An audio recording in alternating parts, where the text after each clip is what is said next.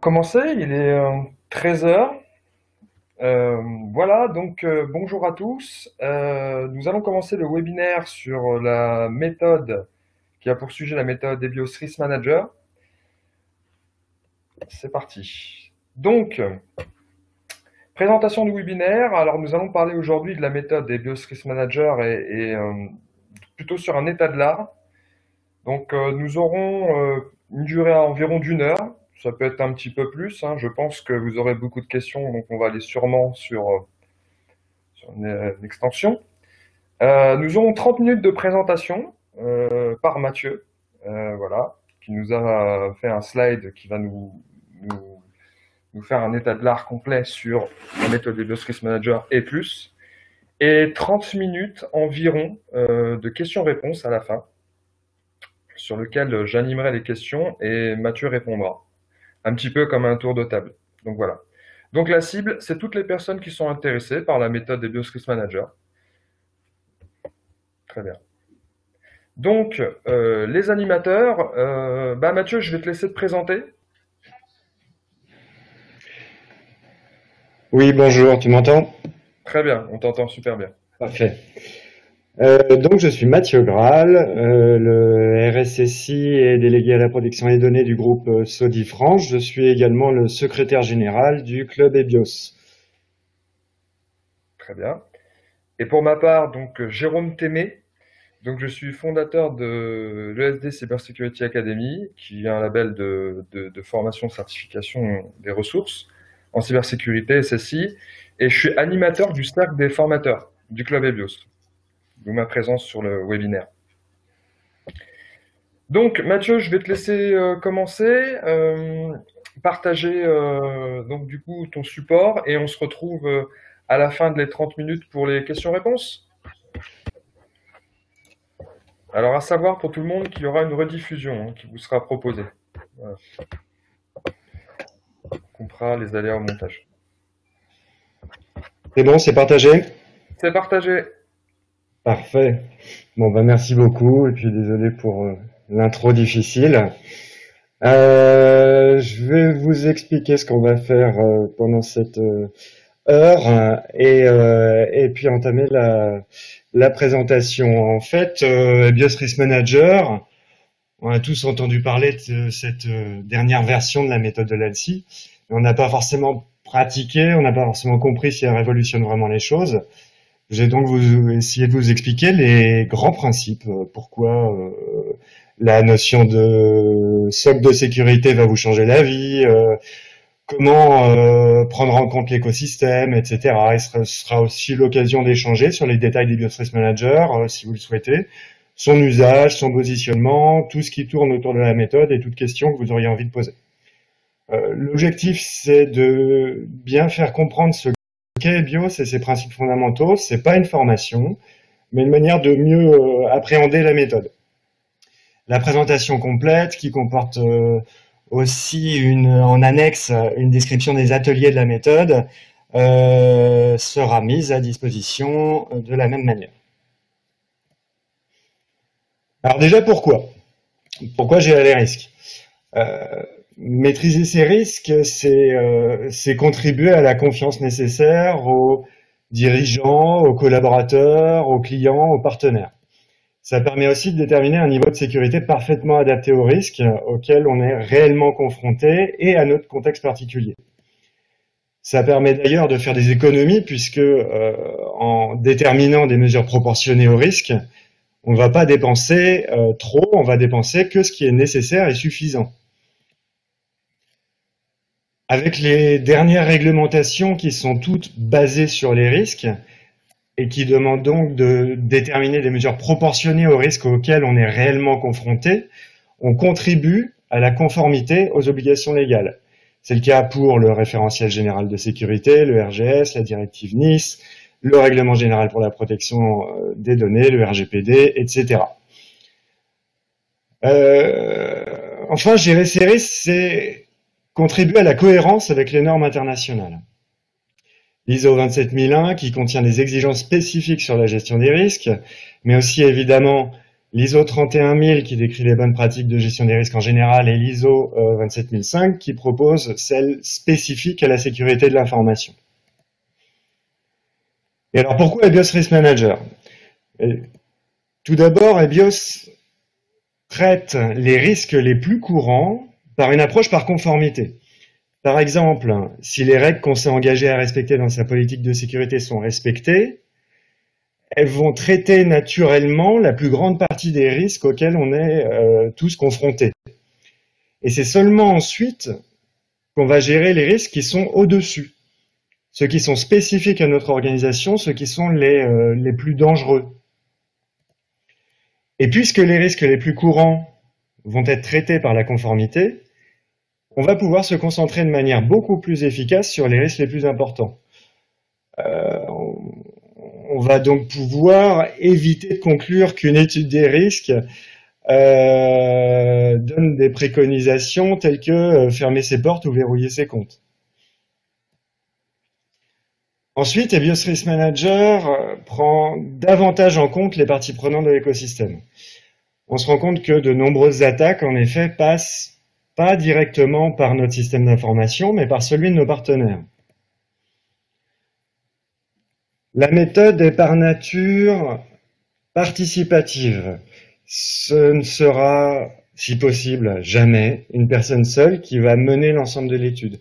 Pour chaque atelier, on va devoir impliquer les personnes les plus à même d'y participer, la direction, la maîtrise d'ouvrage, la maîtrise d'œuvre, le responsable sécurité et d'autres personnes, selon le degré organisationnel ou technique, le niveau stratégique ou très opérationnel dont on a besoin dans chaque atelier. C'est également une approche managériale. Le début d'une étude de risque va consister à identifier les événements redoutés au niveau du management. Et la suite de l'étude va consister à éclairer le management pour qu'il puisse prendre une décision. Et puisqu'on va autant impliquer les décideurs que les opérationnels, ils vont tous partager une même compréhension des risques, même du vocabulaire de la gestion des risques et de ses conclusions. Et évidemment, parce qu'EBIOS, c'est la vie.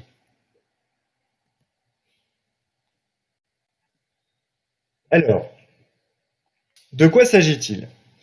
EBIOS, d'une manière générale, c'est la méthode de gestion des risques de cybersécurité de l'Agence nationale de sécurité des systèmes d'information, l'ANSSI. Elle a été créée avec l'aide du club EBIOS et repose sur une approche qui date de 1995. Pour ceux qui ne le sauraient pas, EBIOS, ça signifie originellement expression des besoins et identification des objectifs de sécurité. Aujourd'hui, EBIOS, c'est pas qu'une méthode. C'est un ensemble de produits et services destinés à aider et promouvoir ceux qui l'utilisent. D'une part, on a la méthode publiée par l'ANSSI et traduite en anglais. Tout l'outillage autour d'EBIOS, c'est-à-dire les bases de connaissances, techniques spécifiques, études de cas, etc. Ça se passe au club EBIOS. D'autre part, on a les logiciels qui facilitent sa mise en œuvre. Et vous trouverez la liste de ces logiciels qui ont été labellisés par l'ANSSI sur leur site.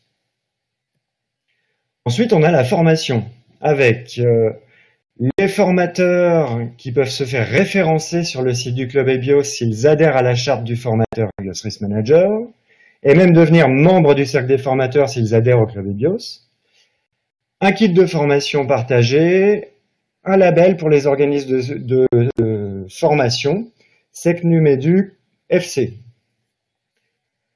Enfin, le club agrée des certificateurs qui peuvent ensuite certifier les compétences de personnes. Donc c'est une logique à 360 degrés qui se fait main dans la main entre le club et l'ANSSI et en amélioration continue. Concernant les principes fondamentaux, on va commencer à rentrer dans le dur. Qu'est-ce que la notion de socle de sécurité?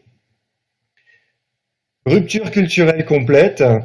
On va arrêter de faire des études de risque soi-disant exhaustives qui nous font généralement perdre de l'énergie sur des choses évidentes et qui nous empêchent de nous concentrer sur ce qu'on risque réellement. Pensez-vous qu'il soit utile de faire une étude des risques pour préconiser de mettre ses logiciels à jour ou d'appliquer sa politique de sécurité? Personnellement, non. Avec les BIOS Risk Manager, on va séparer deux choses. La réflexion préalable sur ce qu'on s'est engagé à respecter et qui permet de traiter la plupart des risques standards, par exemple notre politique de sécurité, le guide d'hygiène de l'ANSSI ou autres, etc. Et la réflexion poussée sur les risques qui sortent du lot, les attaques ciblées spécifiques à notre organisation et son écosystème. Ça, c'est vraiment un des principes fondamentaux des BIOS Risk Managers, la notion de socle de sécurité. Ça se traduit comment dans la méthode? Vous le verrez dans les guides, cette idée est représentée par une pyramide qui va distinguer le socle, composé des principes de base et de réglementation qu'on s'est engagé à respecter et dont on va étudier donc la conformité, et la gestion des risques ciblés ou sophistiqués qu'on va étudier sous forme de scénario.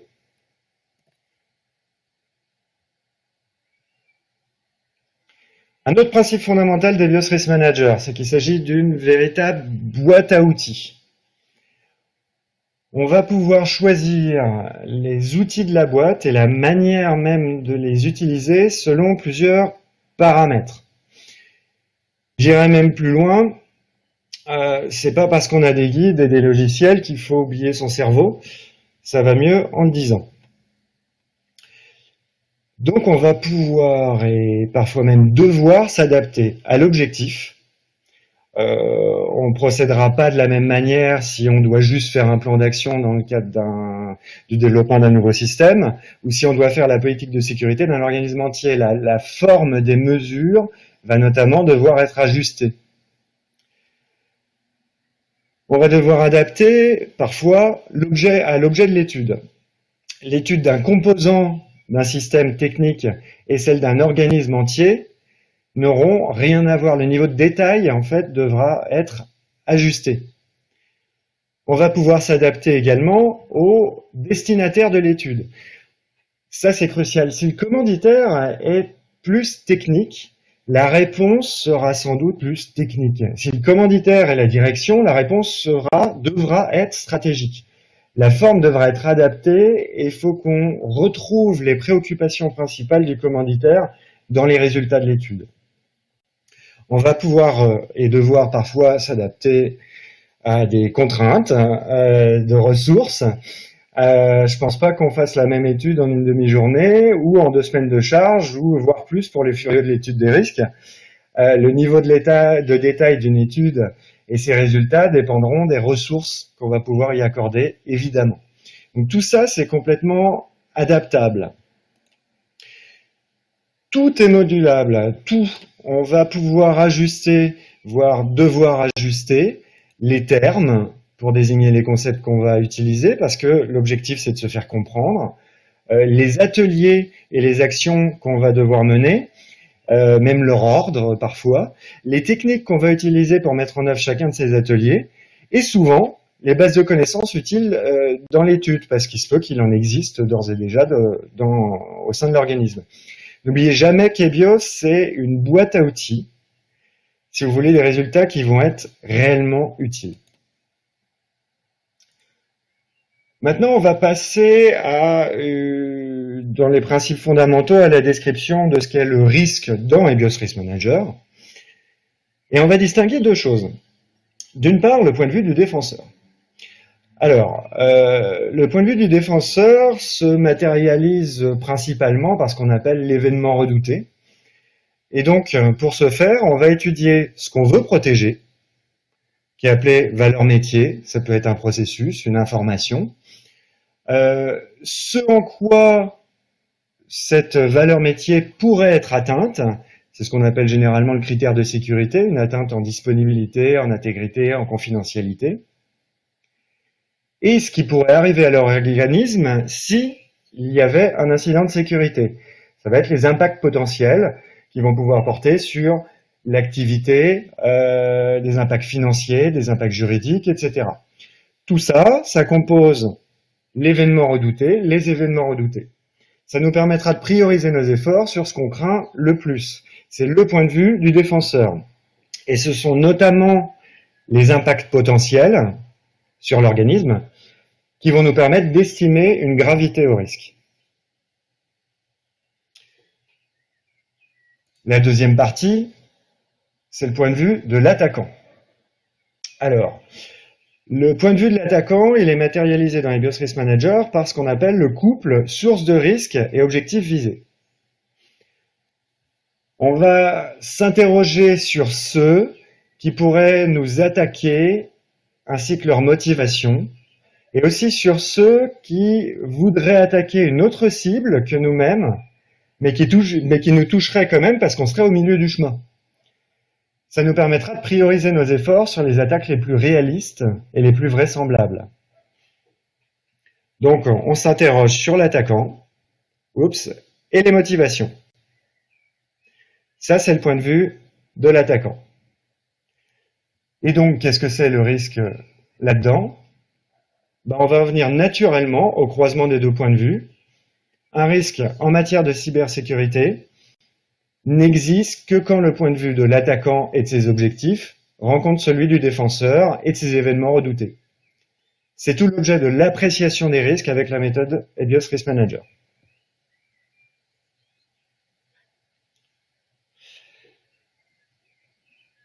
Alors, un autre principe maintenant sur lequel je souhaitais insister, ce sont les divers chemins que les attaquants vont pouvoir employer pour atteindre leurs objectifs.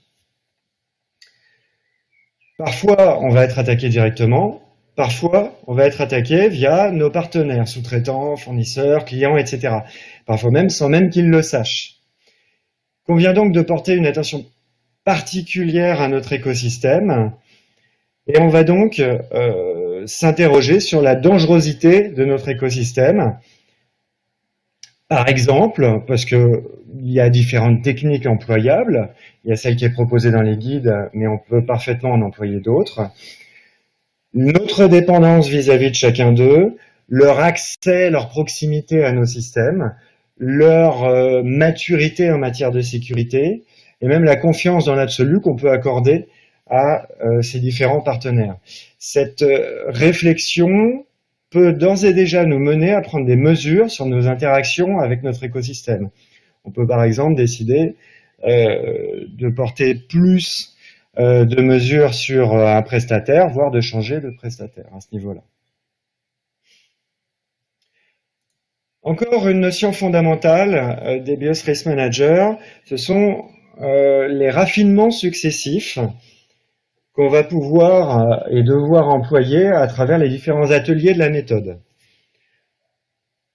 On va, en partant d'un premier niveau de risque qui croise juste le point de vue, comme je vous ai dit, du défenseur à travers les événements redoutés et celui de l'attaquant avec ses objectifs visés, on va creuser les scénarios les plus vraisemblables. Pour ce faire, on va d'abord faire un premier niveau de zoom sur les différents chemins que les attaquants vont pouvoir emprunter à travers notre écosystème. C'est ce qu'on appelle les scénarios stratégiques. On note ici que les parties prenantes de l'écosystème peuvent être au sein même de l'organisme.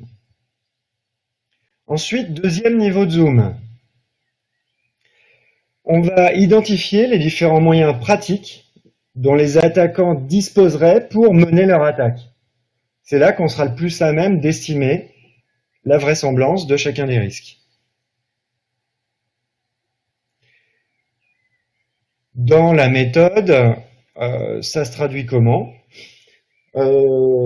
Atelier par atelier, on va analyser successivement les couples sources de risque, objectifs visés, ensuite les scénarios stratégiques sous la forme de chemin dans l'écosystème, du point de vue un peu plus fonctionnel, et enfin les scénarios opérationnels d'un point de vue davantage technique au sens large du terme.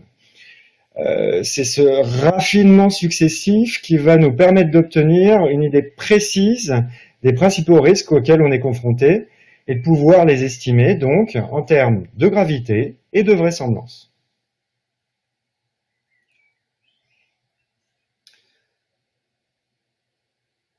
Ensuite, un nouveau principe que je souhaite partager avec vous, c'est la démarche itérative. Bon, super. Qu'est-ce que ça veut dire? Deux choses. D'une part, dans chaque atelier terminé, voire même en cours de chaque atelier, on peut remettre en question les précédents, et même on doit les mettre en question. Et c'est bien normal, on découvre des éléments en cours d'étude, et il faut pouvoir remettre en question ce qu'on a découvert précédemment. D'autre part, théoriquement, il faut que l'étude vive dans le temps.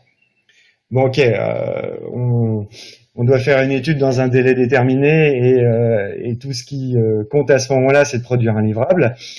Mais qu'on le fasse en interne ou dans le cadre d'une prestation, le mieux est toujours que les résultats soient réellement utiles. Et donc l'idée de démarche itérative, pour moi, elle est non seulement utile, mais aussi un indicateur de succès. L'obsession qu'on devrait tous avoir est justement de mener des études qui seront réutilisées. Et pour y parvenir, je dirais que on a le besoin impérieux de s'adapter aux besoins et aux commanditaires. Et je pousserais bien l'idée systématiquement des règles de mise à jour, des changements significatifs et fréquences de révision qu'on pourrait formaliser systématiquement dans l'organisation liée aux études des risques. Ensuite, une idée importante qu'il faut garder à l'esprit, c'est que chaque atelier permet d'identifier des mesures les plus efficaces tout au long de l'étude. C'est pas explicitement écrit dans la méthode, sauf dans un atelier, mais il faut bien se rendre compte que les mesures ne peuvent même être déterminées qu'au cours de l'étude. Ça n'a de sens qu'ainsi. Dans l'atelier 1, par exemple, on va pouvoir déterminer des mesures pour peaufiner la conformité au socle de sécurité que je vous ai évoqué tout à l'heure, au socle qu'on s'est engagé à respecter, et peut-être des mesures structurelles au regard des événements redoutés. Dans l'atelier 2, on va pouvoir déterminer des mesures sur les sources de risque, notamment pour tenter de les dissuader si elles sont externes ou de les motiver si elles sont internes. Dans l'atelier 3, on va pouvoir déterminer des mesures sur les parties prenantes, notamment. Et dans l'atelier 4, là c'est un peu plus évident, on va pouvoir déterminer des mesures pour réduire notamment les vulnérabilités de nos systèmes. Ce qui fait que dans l'atelier 5, on n'aura qu'à identifier la cohérence de l'ensemble, à vérifier que les risques sont suffisamment couverts, à concrétiser la faisabilité de la mise en œuvre des mesures. Ça va se faire sous la forme d'un plan d'action, mais je vous invite à regarder le détail de la méthode pour ça. En synthèse, si on traite convenablement chaque atelier, les solutions sont directement apportées par ces ateliers. On ne va pas faire ce travail uniquement à l'atelier 5. Je vais plutôt... Oups, là, où est-ce que j'ai mis ma conclusion? Au secours. Bon, je suis perdu. Hop, je reviens sur ma conclusion préliminaire et non pas sur mes annexes. Où suis-je? Là. En guise de conclusion préliminaire, suite à cette présentation des grands principes, je mettrai en évidence qu'EBIOS est toujours une boîte à outils, une merveilleuse boîte à outils pour moi qui permet de s'adapter à toutes les circonstances. EBIOS Risk Manager permettra encore plus de gagner en efficacité en séparant la conformité à ce qu'on s'est engagé à respecter et l'étude des risques ciblés sous forme de scénario. La méthode doit devenir un véritable outil de risk management dans la mesure où l'approche permet vraiment de mettre en relation des besoins stratégiques avec des risques très opérationnels. Maintenant, il est certain que le doux rêve de certains de disposer d'un outil presse-bouton C'est pas EBIOS, parce que la méthode implique un cerveau et une expertise. Et aujourd'hui, je mettrai en évidence les besoins, les réflexions qu'on devrait tous avoir à l'esprit, les priorités. Nos principaux enjeux à l'heure actuelle, je dirais que c'est le développement et le partage d'outils et de compétences. Outils au sens études de cas, outillage pratique, base de connaissances, etc. Et compétences, ça va être dans le partage de savoir-faire, dans la formation et éventuellement la certification. Et pour moi, le Club EBIOS est fait pour ça. Donc en guise de conclusion préalable, je m'arrêterai là et je vous invite à poser vos premières questions pour qu'on puisse passer beaucoup de temps pour échanger.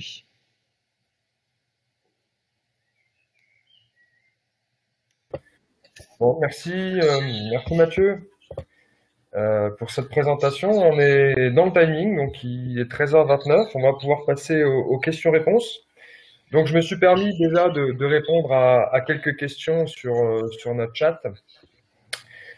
Juste à savoir que bon, bah, le webinaire a eu beaucoup de succès, hein. C'est on a certaines personnes qui n'ont pas pu accéder parce que le serveur est full.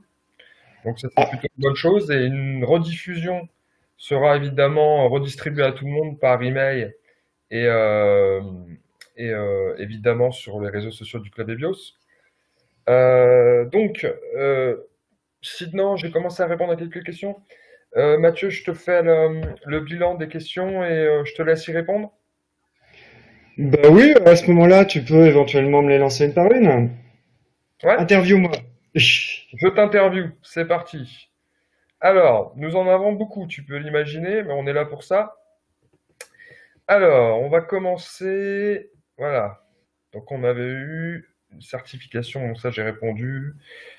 Le ressenti de beaucoup de personnes. Donc, d'après Aversen, depuis 2010, on voit bien une volonté de business par la mise en avant d'outils commerciaux proposés par les sociétés dont les dirigeants sont partie prenante dans le projet EBIOS 3, un accroissement de la complexité de la méthode et un dialogue qui pousse à l'achat de formations. Quel est votre avis sur le sujet? Waouh! Bien. Ben, je vois, je vois deux choses, deux éléments de réponse. Un premier, c'est sur les outils. On n'a pas forcément forcément besoin d'outils. On se rend compte dans l'expérience que ça devient très utile, voire nécessaire, quand on gère un grand nombre d'outils et qu'on pense à la mise à jour, à un grand nombre d'études et qu'on pense à leur mise à jour. Là, ça devient assez intéressant, notamment parce que ça va permettre de créer des schémas mis à jour dynamiquement et qu'on n'aura qu'à changer quelques valeurs pour que l'ensemble de l'étude soit mise à jour.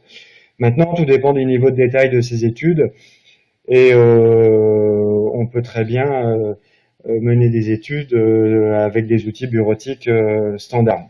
Maintenant, sur la compétence, je dirais que il faut une base, certes, qui peut s'acquérir par des formations ou par une lecture attentive de base des guides, et qui surtout requiert de mettre en œuvre.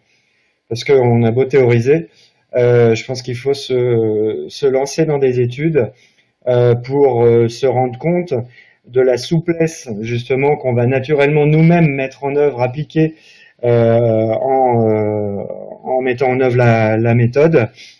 Et donc je pense que le principal, c'est de pratiquer et pas forcément de se former, de se surformer.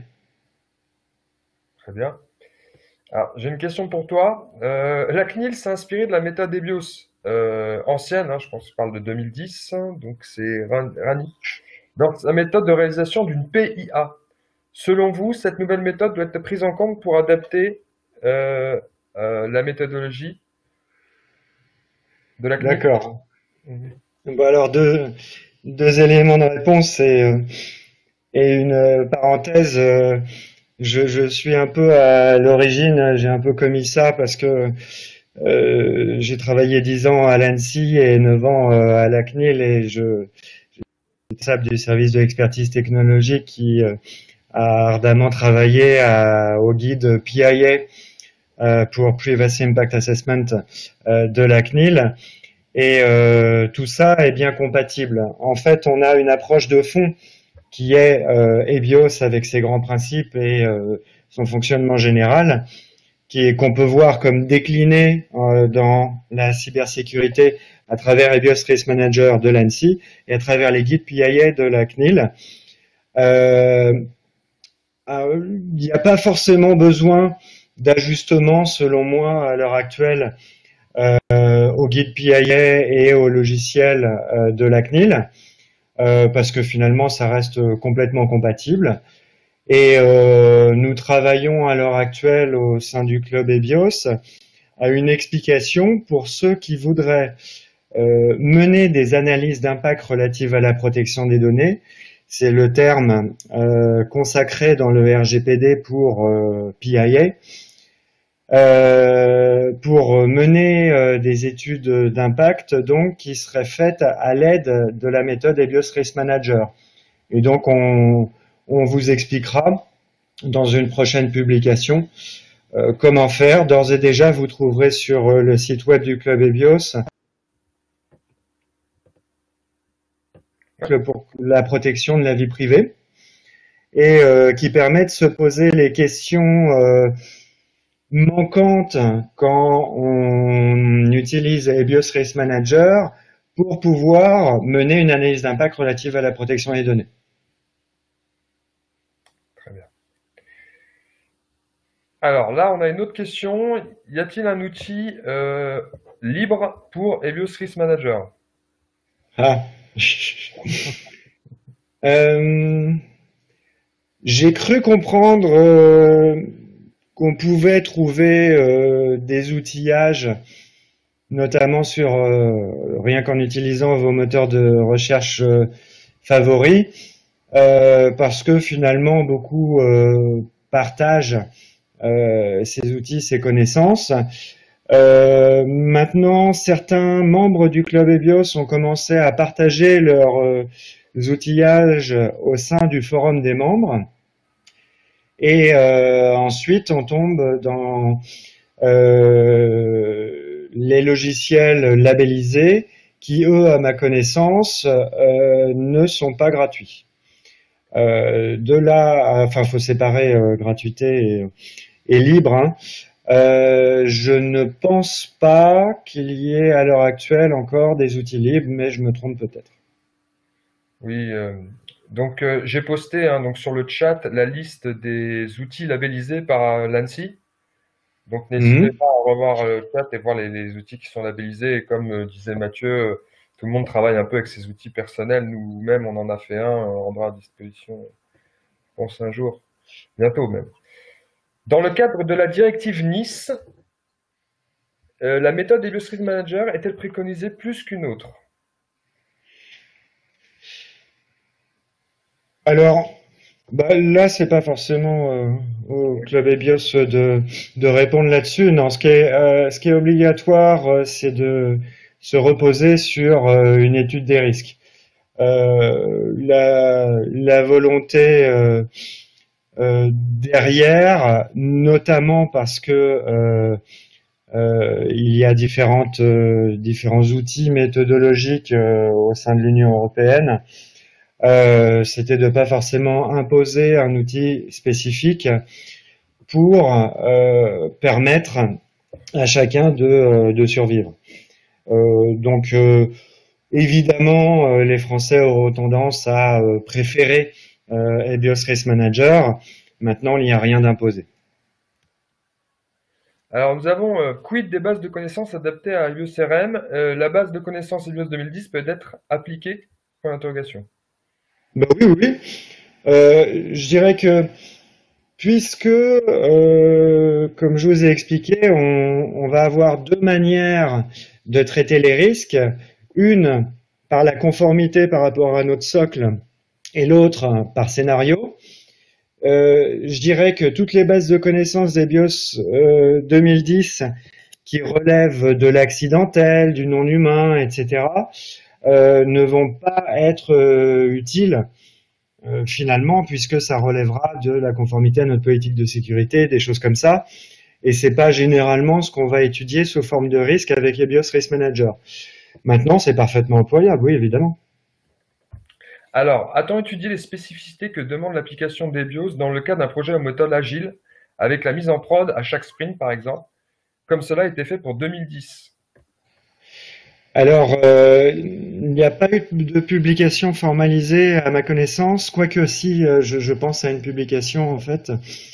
Mais ce sont surtout des retours d'expérience de personnes qui ont testé ces approches-là.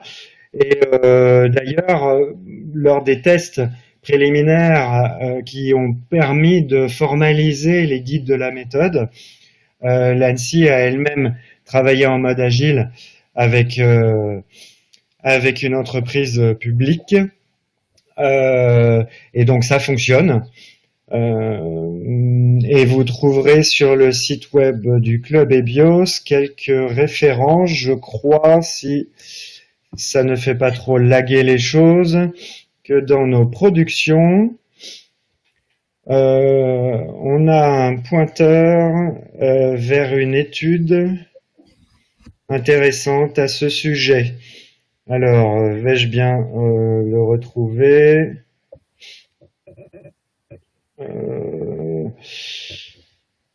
Oui, voilà, c'est ça. Approche de gestion des risques de type OBEA. C'est une approche. Alors, c'est pas exactement une réponse à la question, mais finalement, on commence à avoir des publications sur ce sujet. Très bien. Alors, on a quelqu'un qui nous demande s'il existe des ouvrages EBIOS pour passer une certification ou autre. Et j'ai mis aussi dans le chat le lien sur le kit de formateur qui est très bien fait et qui permet justement d'approfondir la méthode. Alors, Oui, je préciserai quand même que on travaille avec l'ANSSI à l'heure actuelle sur la révision des référentiels de certification, puisque pour l'instant ils sont relativement obsolètes, mais que les référentiels de certification de personnes qui sont publiés par le Club EBIOS sont la base de la certification par des organismes de certification qui peuvent se faire agréer par le club. Et donc, ça peut être aussi une source intéressante pour voir ce qui va être demandé par les certificateurs, même si les certificateurs vont ensuite développer leur matériel d'évaluation propre, beaucoup plus fin, et que chacun va pouvoir évaluer de sa propre manière. très bien. Alors, j'avais une question. Voilà. Bonjour et merci beaucoup pour ce webinaire. Ben, merci Alexandre. Une question sur la base de conformité qui est revue au début du cycle avant de s'intéresser au risque à probablement parler. Très bien. Quel est le degré de vérification de la conformité avant de commencer le cycle EBIOS? Audit 27001 ou équivalent, guide ANSSI, autre. Merci beaucoup. Ben alors ça c'est oui c'est crucial. Je dirais que un autre retour d'expérience d'une manière générale sur la méthode, c'est que comme avec n'importe quel outil méthodologique d'ailleurs, on peut se noyer un peu partout et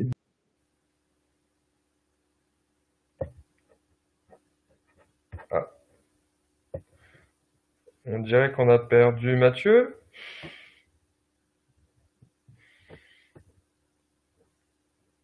Allô, allô, Mathieu, tu nous entends? Bon, écoutez, je crois que Mathieu a eu une petite panne.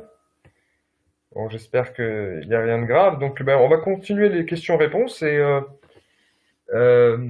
cette fois-ci, je vais prendre l'autre casquette, hein. Je vais plus être journaliste, mais je vais être celui qui va y répondre. Alors, donc, tac, tac, tac, je redescends.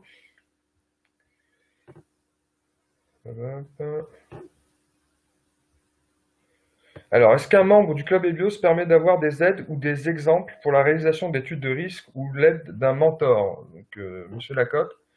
Alors, vous pouvez trouver beaucoup d'articles sur le site du club EBIOS. Je vous conseille de prendre cette lecture. N'hésitez pas à nous suivre aussi sur les réseaux sociaux. Vous avez bien de choses et à poser vos questions sur Twitter également. On y tâchera d'y répondre. Alors, très bien. Y a-t-il une évolution de la méthode à moyen ou à court terme? Alors ça, il faudrait le demander à l'agence, mais moi, j'en ai pas l'information. Est-il possible d'avoir une solution adaptée open source? Alors, une solution open source, comme Mathieu l'a spécifié tout à l'heure, effectivement, chaque cabinet de conseil travaille ses fichiers, hein, où il y a aussi aujourd'hui des logiciels qui sont labellisés. Sur l'open source, ça va bientôt émerger, hein. Je pense faut attendre un petit peu. Alors, je redescends. Donc merci Benjamin pour avoir posté le guide d'Agile de Nancy. Comment comptez-vous intégrer la matrice ATTCK du MITRE dans la méthodologie? Donc effectivement, c'est un sujet qu'on entend assez souvent sur l'alignement du framework ATT du MITRE et l'atelier 4 sur les scénarios opérationnels. Alors après, je sais que certains logiciels labellisés l'ont mis en place. Euh, Après, tout est possible, hein. Si vous voulez mon avis, aujourd'hui, si on veut avoir une façon exhaustive d'aller chercher la vraisemblance à travers des modes opératoires qui sont granulaires, extrêmement granulaires comme le propose le framework, c'est énormément de travail. Je pense que ça doit quand même s'automatiser. Il faut un CTI assez costaud aussi pour le faire. Après, bon, là où je voudrais peut-être donner mon avis, c'est qu'aujourd'hui, c'est vrai qu'on a il faut bien connaître son infrastructure, son architecture. On a aujourd'hui des scans de vulnérabilité, on a des pen tests, on a assez de matière aussi. Donc du coup, pour, je dirais, sérialiser tout ça. Il faut savoir qu'on a des frameworks comme les CVSS, hein, que tout le monde utilise à peu près. Donc c'est déjà des inputs pour les vraisemblances. Et donc peut-être, hein, à chercher de côté de ces frameworks, il y en a d'autres, hein, le CAPEC, les CVE, voire les CWE, etc. Donc ça, c'est des choses qui sont faisables. Après, à vous de creuser un petit peu. Je pense que chacun fait à sa façon. Alors, il y a beaucoup de questions. Alors j'essaye de les reprendre une par une. Ouais.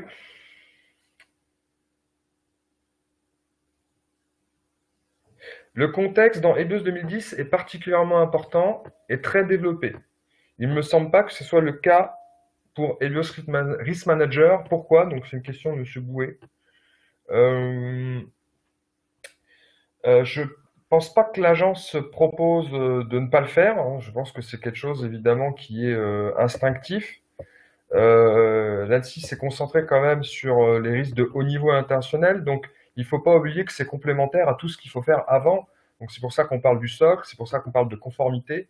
Donc dans ce paradigme, rien n'empêche de développer le contexte. Au contraire, je pense que c'est quelque chose qu'on doit faire à chaque fois. C'est surtout sur l'appréciation des risques, où là il y a une plus-value qui, ma foi, est mise en avant par l'ANSSI, mais rien ne dit qu'il ne faut pas faire tout le reste, hein. C'est clair. Il faut pouvoir intégrer des retours d'expérience des pentests pour tirer profit de tout ça, car dans une restitution d'audit, on est censé présenter des vulnérabilités avec l'impact du scénario d'attaque sur un enjeu métier. Oui, effectivement, tout à fait. Après, une bonne préparation, bon, c'est juste une input à notre analyse de risque, hein, donc je suis d'accord avec vous, Mouloud.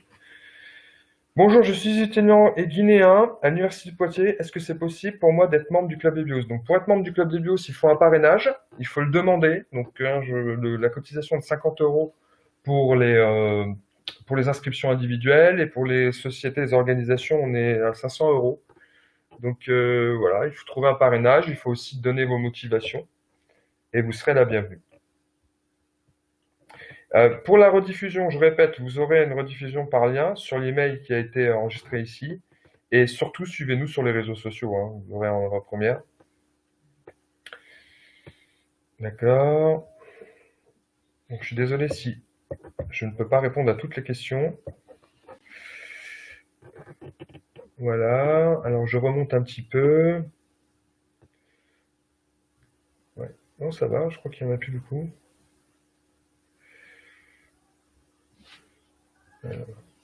Hop, hop, hop. Alors, quelle approche conseillez-vous? Ça saute un petit peu, donc là, j'arrive pas. Quelle approche conseillez-vous pour établir des scénarios stratégiques avec les métiers? Il est assez difficile d'aborder ce concept, à moins de leur tenir par la main et proposer des scénarios assez standards de base. Alors ça, je pense que c'est tout le métier d'un risk manager, hein. Effectivement, mon avis sur les scénarios stratégiques, c'est que c'est quand même assez intuitif. Moi, je trouvais justement que les métiers pouvaient, enfin, de mon expérience, sont assez sensibles à ça. Ils arrivent à les déduire. Donc, bon, après, je sais pas, hein. Moi, j'en ai pas, j'ai pas vraiment le même avis là-dessus. Voilà. Oui, ça, on l'a répondu, Alexandre. Merci, merci. Mais merci à vous, hein, d'être venu. Merci beaucoup. Encore des remerciements, merci. Alors, là, il y a une question sur le niveau de gravité. Hum. Donc ça saute, je suis obligé de passer vers le bas. Quelles sont les bonnes questions à se poser avant de démarrer une étude de risque et bios? Utiliser les règles d'hygiène de l'ANSSI pour avoir une idée de l'état actuel du SI. Oui, voilà, hein, c'est tout l'objectif de l'atelier 1. C'est vraiment poser le socle, être sûr de l'avoir posé, d'avoir un gap analysis pour ensuite, à côté, en parallèle, mener l'étude de risque, hein. Donc, effectivement. Merci Emmanuel pour le lien. Euh, Très bien. Hop. Est-ce que j'ai répondu à tout? Là, je pense. Je pense avoir répondu à tout, messieurs, dames.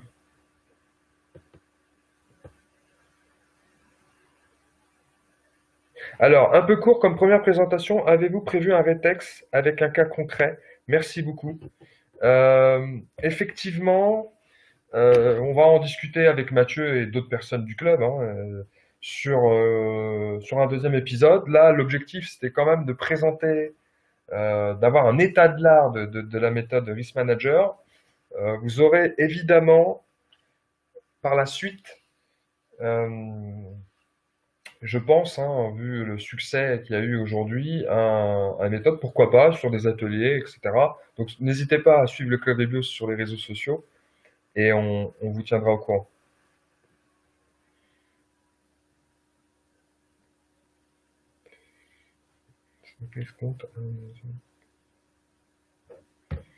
Alors ça a déjà été répondu. Alors, pouvez-vous parler des fiches d'aide à la méthode? Alors, effectivement, sur le site de l'ANSSI, vous pouvez trouver évidemment le guide et une fiche méthode qui comporte plus de granularité et d'explications sur les scénarios. Donc, effectivement, je vous conseille de prendre les deux, qui sont d'ailleurs très bien faites à mon goût. Très bien. Alors, nous avons beaucoup, beaucoup, beaucoup de questions qui arrivent en même temps. Oui, la présentation sera disponible ensuite par la rediffusion. Vous allez la recevoir. Alors, avez-vous une question a été posée concernant la méthode hors de France. Avez-vous des questions pour promouvoir la méthode en Suisse? Ça, je pense que c'est le travail de l'ANSSI et le nôtre, c'est de la faire rayonner. Donc, d'après ce que j'ai entendu, c'est que ça marche très bien en Europe. La méthode a beaucoup de succès, donc ça devrait pas tarder. Et donc voilà. Alors, une autre question.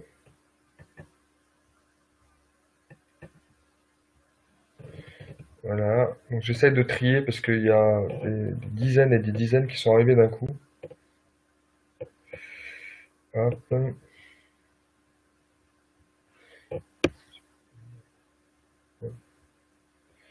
Donc c'est pas facile. Alors les questions longues, c'est assez difficile. Hop, je vous cache pas.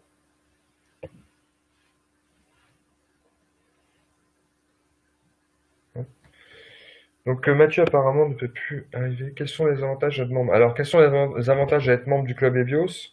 Je pense qu'il y en a beaucoup, hein. C'est déjà, vous pouvez assister à nos réunions courantes qui se déroulent tous les 2 mois.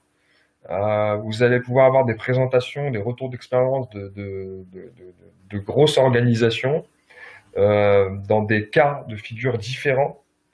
Donc ça, c'est très intéressant.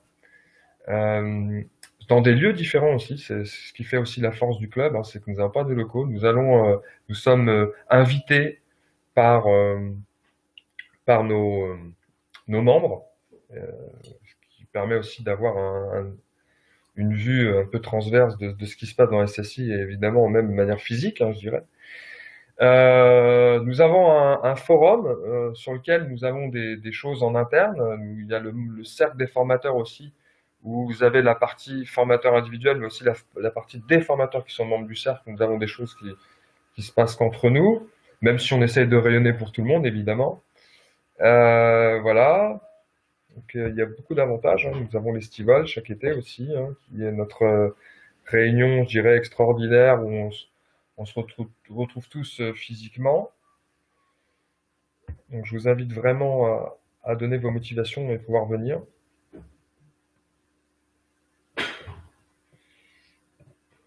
Ouais. Alors, hop, très bien. Alors, plus de son, bah, j'espère que j'ai pas parlé pour rien.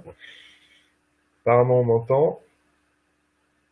Alors, bonjour, conseillez-vous d'autres outils hormis le guide d'hygiène de l'ANSSI et un audit 27002? J'imagine que c'est pour le socle. Alors après ça, moi, ça m'arrive dans certaines organisations d'avoir des faits référentiels métiers. Il y en a d'autres, hein. Il y a aussi les bonnes pratiques, hein, de l'ANSSI, de l'agence, de l'ANSSI, qui sont très bien faites. On a aussi des fichiers d'aide, hein, faits aussi par des consultants sur les gap analysis à avoir sur les bonnes pratiques. Après, bon, il y a plein de choses aussi qui sont à l'étranger, hein, effectivement. Hop. Donc voilà, bon, je vais passer à une dernière question-réponse et je pense qu'on va terminer le webinaire à ce niveau. Alors, il me semble que vous avez dans le club EBIOS des références comme Mathieu et des sociétés référencées par l'ANSSI. Oui, effectivement, il y a beaucoup de personnes qui sont membres du club et qui ont beaucoup d'expérience.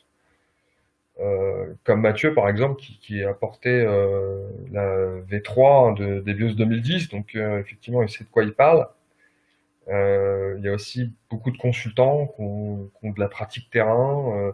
Il y a des gens de la formation. Voilà, on a vraiment tous les profils. On a des militaires, on a de l'étatique, du privé. Donc effectivement, voilà. Ok.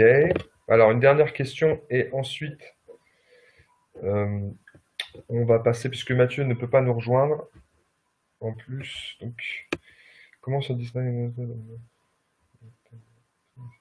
Alors, comment se distingue EBIOS Risk Manager de la méthode issue du NIST, d'Octave, Allegro, philosophiquement parlant? Donc, moi, mon avis, c'est que là, on est quand même sur quelque chose qui, pour ma part, est de nouveau et plus applicable à le monde dans lequel on vit aujourd'hui. Contrairement aux autres méthodes de gestion des risques, hein, qui sont des classiques que vous avez cités, j'aurais pu citer aussi 2010, on est vraiment là sur une approche intentionnelle et numérique. Donc, c'est déjà quand même un grand changement. Donc, la conformité d'un côté et le risque en parallèle, je pense que ça aussi, c'est quand même quelque chose de nouveau. Et le troisième point, je dirais aussi qu'on est sur des cycles opérationnels hein, d'appréciation de risque qui sont quand même assez agiles. Hein. On marche par atelier. Donc voilà, hein, c'est tout ce qui est dit. Hein, je le répète, hein, on parle l'Agence nationale de sécurité des systèmes d'information, mais qui sont que j'ai vu en pratique sur le terrain et qui effectivement ça marche. Voilà, très bien. Alors, alors j'avais vu une question sur le framework et après je vous laisse là. Donc le framework, voilà, tellement de questions que je vois plus. D'accord. Bon. Merci de votre présentation. Vous pouvez répéter où peut-on trouver les frameworks EBIOS SVP? Donc il y a pas de framework EBIOS, hein, Charlène. Il y a des bases de connaissances qui sont utilisées pour l'atelier 4, parce qu'il existe des bases de connaissances qui sont, je dirais, qui peuvent compléter et qui peuvent aider surtout à dérouler la méthode. Vous avez la base de connaissances CIBIOS 2010, voilà, et des publications, tout part. Donc voilà. Alors, je vous remercie tous de votre participation. Je trouve que c'était un bon succès. Donc après, bon, les aléas du direct, effectivement, j'en suis désolé. Euh, ah, on dirait que Mathieu a pu se reconnecter. C'est fou. Ah, Le videur, le videur ne me laissait pas rentrer. qu'est-ce que tu veux? Je pense que il a un truc contre toi, ce webinaire. J'étais en train de terminer, en fait, en train de conclure, donc je me suis permis de répondre à Ouais, des questions-réponses. bah bien sûr. Après, à charge à toi si tu veux continuer un peu, ou Bah, si tu vois des questions intéressantes à répondre par rapport complémentaires à celles que tu aurais déjà répondu, dis-moi, dis-moi. alors il y en a beaucoup, beaucoup, beaucoup, beaucoup, comme on l'a imaginé. C'est vrai qu'on est sur un format d'une heure. C'est un peu aussi le principe de webinaire, c'est que ça donne envie d'en faire un autre. Donc là, je pense que sur le deuxième, on aura des questions aussi qui sont un peu plus, je dirais, techniques, enfin granulaires, et du coup, on pourra aussi y répondre. Je vais t'en poser, qu'est-ce que t'en penses pendant 10 minutes, et Vas-y. après on arrête, comme ça on arrive sur un équilibre. Et il y en a beaucoup, hein. Je vais prendre une par une. Est-ce que l'émergence récente de la directive Nice et du Cybersecurity Act aboutira à terme à ce que l'ENISA supplante l'ENSI en termes de référence? Ah oui, bon. Alors, Très politique comme question. politique, Euh, là. non, sérieux, je pense que chacun a des rôles différents et de toute façon, quelques pays sont toujours été bien lotis et en avance en matière de sécurité à travers leurs agences nationales, dont la France. Et je pense que en France, on a toujours été parmi les leaders au niveau européen. Et même s'il y a des rôles qui sont parfois confiés à l'ENISA, on restera derrière. Hein. Très bien. Alors, pourquoi le socle de sécurité changerait ma vie, comme Mathieu l'a dit, alors que cela reprend les notions d'hypothèse des BIOS 2010, certes sous une autre forme? Bon. Ben, je dirais que c'est surtout, enfin, dès la première étude qu'on fait avec EBIOS Risk Manager, on s'en rend compte, c'est que ça nous permet ensuite d'aller vraiment à l'essentiel et pas forcément de rechercher une exhaustivité, mais de rechercher l'efficacité, de ne s'intéresser sous forme de scénario que à ceux qui sont véritablement complexes, ciblés, sophistiqués. Je dirais qu'on aurait pu effectivement le faire comme ça avant à l'aide d'hypothèses, effectivement, mais c'était pas écrit comme tel et rares sont ceux qui procédaient de cette manière. Très bien. Alors on a Philippe qui est là. Bonjour Philippe, hein. Il nous dit que le club 27001 Sud intègre à chaque session un rétex et CRM. Ben, c'est génial, Du bonheur. du bonheur. Euh, alors, Bon, mais ça veut dire que beaucoup la mettre en œuvre, hein. Ouais. Oui, tout à fait, ouais. Alors, waouh, waouh, waouh, waouh, il y en a qui sont très grandes. Alors, je suis désolé pour les personnes qui posent des questions qui sont vraiment sur 10-15 lignes, c'est très compliqué. Quel est l'impact de l'édition d'une cartographie du SI, entre parenthèses vue stratégique, vue technique, lors de l'étude? Quelle est la remontée du terrain sur la pratique sur ce point? Là, j'ai l'impression il y a deux aspects. Euh, D'une part, dans l'étude du contexte, on va devoir identifier les valeurs métiers et bien supports sur lesquels elles reposent. Et il faut qu'on réussisse à obtenir une vision claire pour mener l'étude. Et d'autre part, quand on va déterminer les scénarios stratégiques d'une part et les scénarios opérationnels d'autre part, on va avoir besoin de se référer à cette cartographie pour trouver les chemins pertinents. On ne va pas les inventer dans l'absolu, mais on va se reposer vraiment sur ces cartographies. Très bien. Alors, hop, je vais t'en poser encore une autre. Les mesures proposées à chaque étape pendant l'étude sont-elles prises en compte lors de l'évaluation de la vraisemblance des scénarios opérationnels à l'étape 4? Bonne question. Oui, bien sûr. Enfin, on peut très bien faire une abstraction intellectuelle et faire comme si on n'avait pas de mesure, estimer une vraisemblance et ensuite se demander quelle est la nouvelle vraisemblance compte tenu des mesures. Maintenant, pragmatiquement, je pense qu'il faut, puisqu'on a vraiment l'idée de traiter au maximum les risques, il faut faire comme si les choses qu'on avait déterminées dans les étapes, dans les ateliers préalables étaient mises en place. Sinon, on tourne en rond.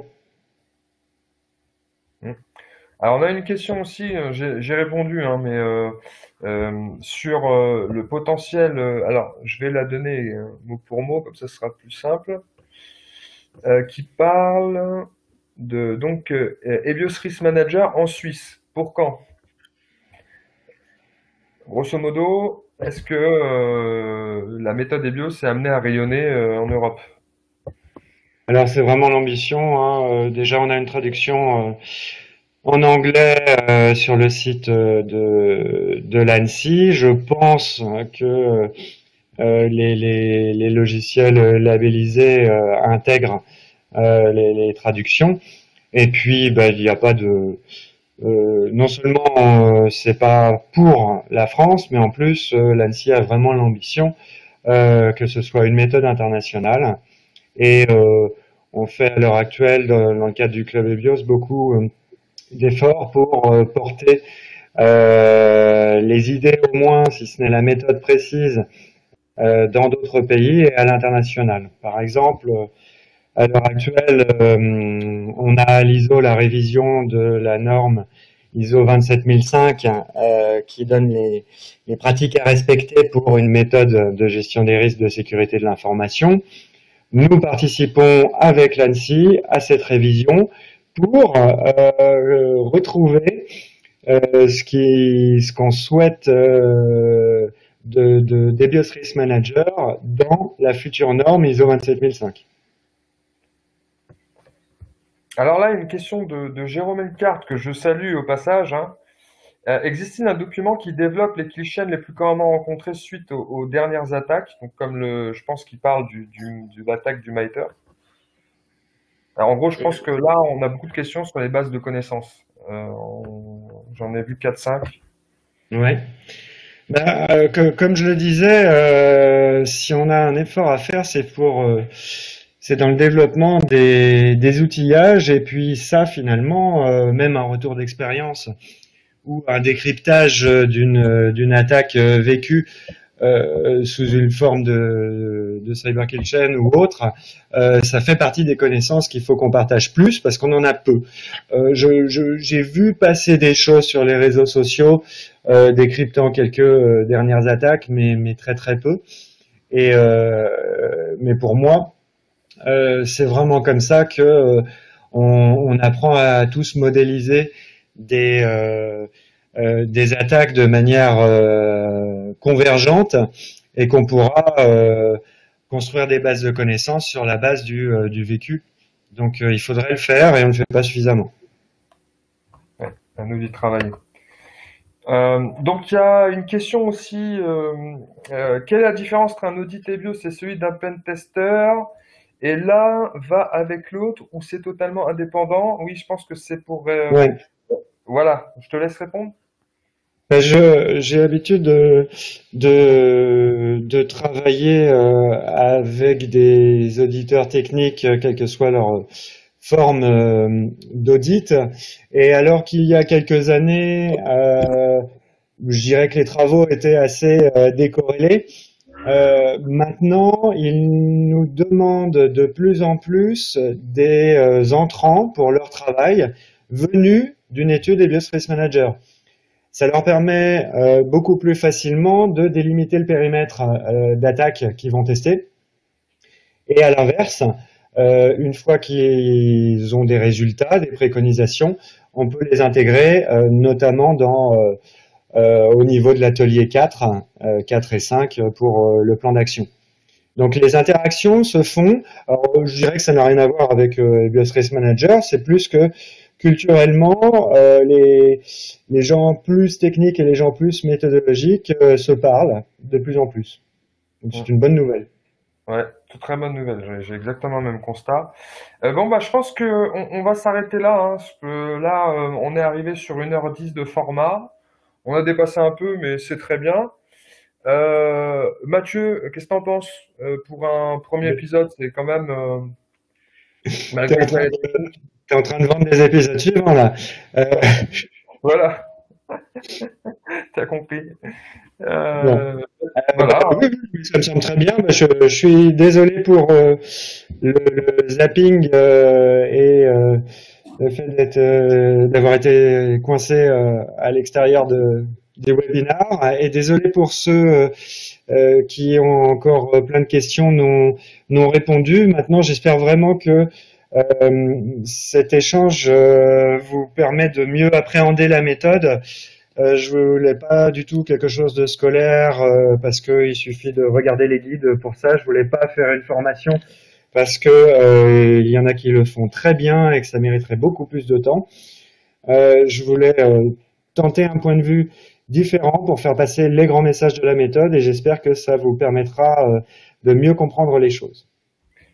bah, très bien. Bah, merci à tous. En tout cas, merci également à l'Agence nationale de sécurité système d'information pour nous avoir relayés sur les réseaux sociaux, qui évidemment qui a un siège chez nous au club. Merci Occlusif, merci à Jean-Marc, merci au comptoir de la Sécu et à Loïs, merci que j'oublie personne, euh, à tous ceux qui nous ont relayés. Hein. Beau succès, peut-être un épisode 2, hein, on en discute en interne. Et je souhaite une excellente journée à tout le monde. Merci, au revoir. Au revoir.